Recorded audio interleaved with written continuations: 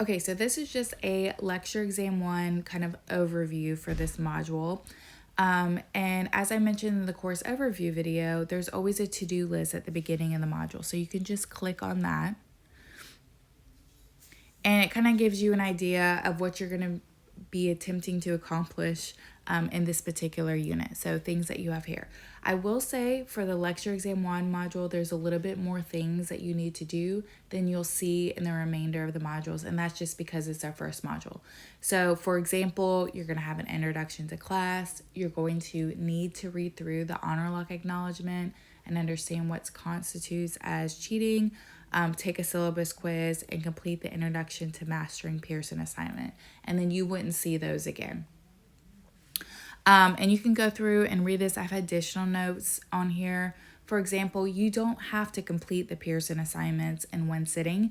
But say there's 30 questions and you get through 10 that day, that's fine.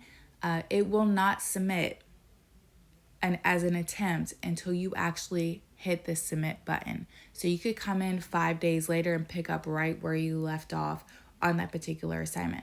However, because Pearson is constantly syncing grades from its platform to Canvas, you will see Pearson push over that 10 out of 30 in the grade book until you go in and complete it. So just kind of be aware of that. It's just temporary. As soon as you go in and complete it, your Pearson grade will increase. Another thing is there is a delay with syncing the Pearson grades to Canvas. So as soon as you finish a Pearson assignment, say you got a 30 out of 30, in your grade book, it might only say a 20 out of 30. And that's because it hasn't picked up yet that you have completed the remainder of the 10 questions.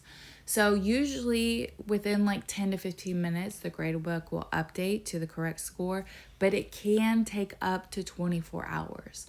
So if you still notice that your grade isn't what you got in Pearson the next day, then reach out to me. But just give it some time to kind of get everything sent over. Okay, as far as studying, I do want to take a second to talk about that. The best way to study for my exams, and this is if time permits, I know you're probably taking an online course because you have commitments outside of college, like potentially a family or a full-time job or things like that. So I encourage everybody to read the chapter, not to take notes, just to kind of read through it. It shouldn't take you that long, maybe an hour, just to kind of get an idea of what the actual chapter is about. Then you want to go in, you want to study the PowerPoints, like really study the PowerPoints and make sure you know everything in them. So the Pearson stock PowerPoints can be close to 300 to 500 slides per chapter.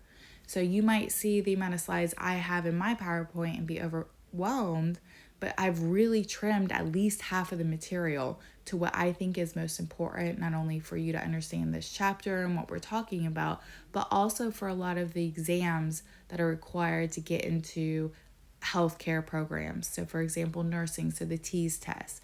So things that I think are most important are what are going to be included in my PowerPoints and what you're going to be tested on.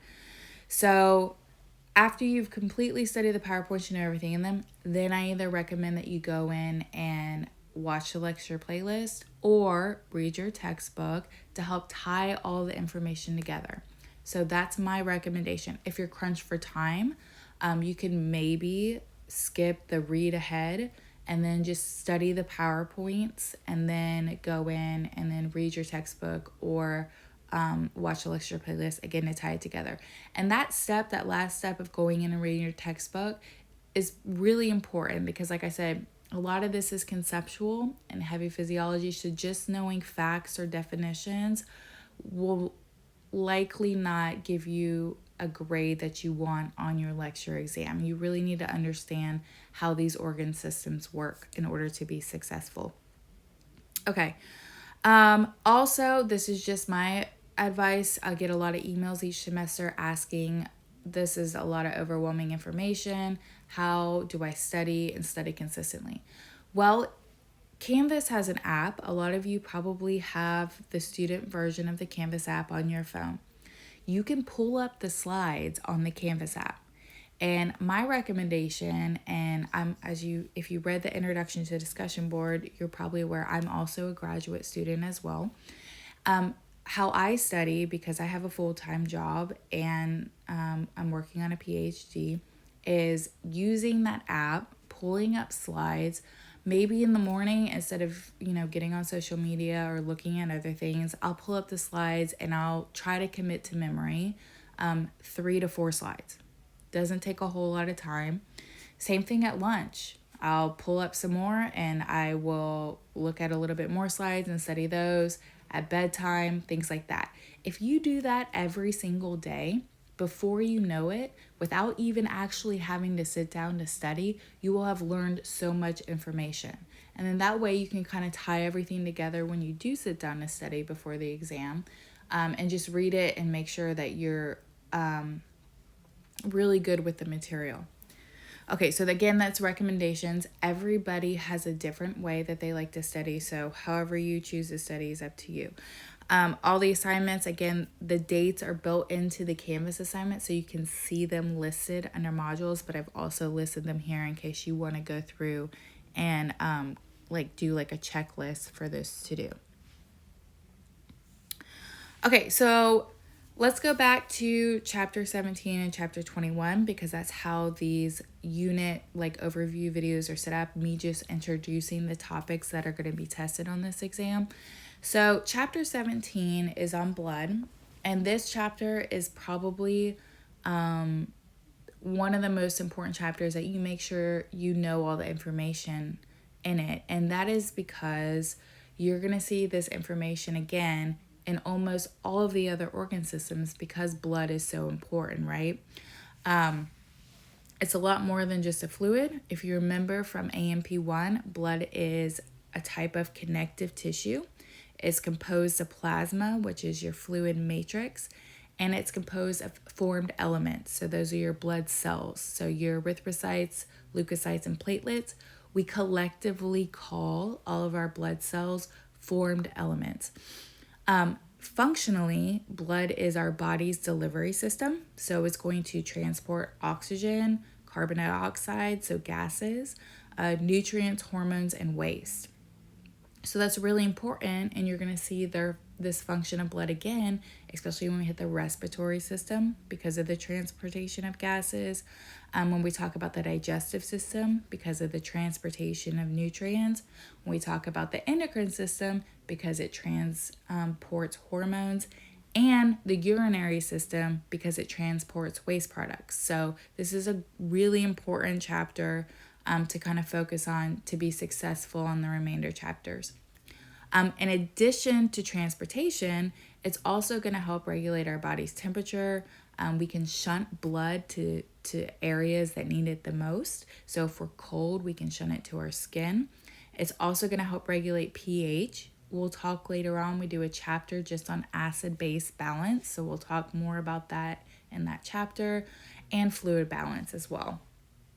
And then it can also defend the body through clotting because we have those platelets, as well as immunity. So this is why I go out of order. So we'll cover chapter 21 next, which is the lymphatic system, and talk about some of the roles of these cells as well.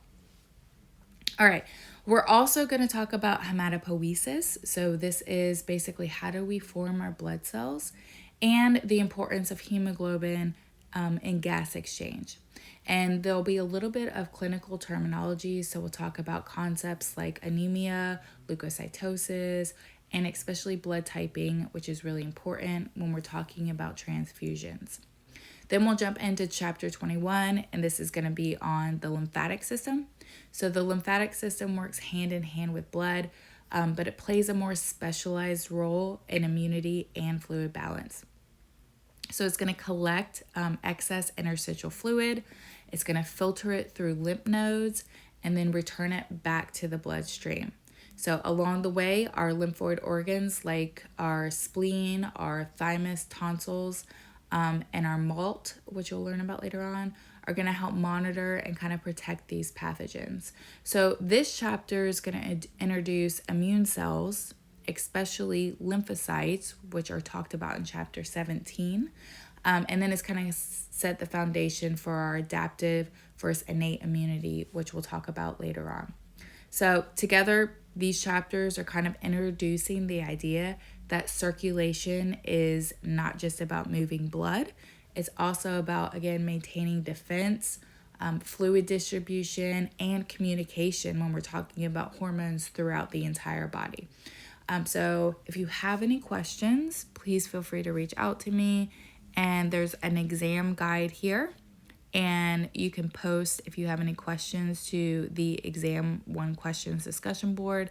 And then your first lecture exam due date is February 1st. But again, you can take this well ahead of time and then go ahead and start on lecture exam 2 module. That's totally up to you. I just want to make another point about the exam guides. The exam guides I have written for you to use for recall.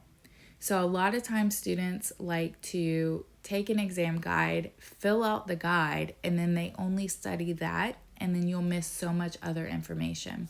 So what do I mean by for recall?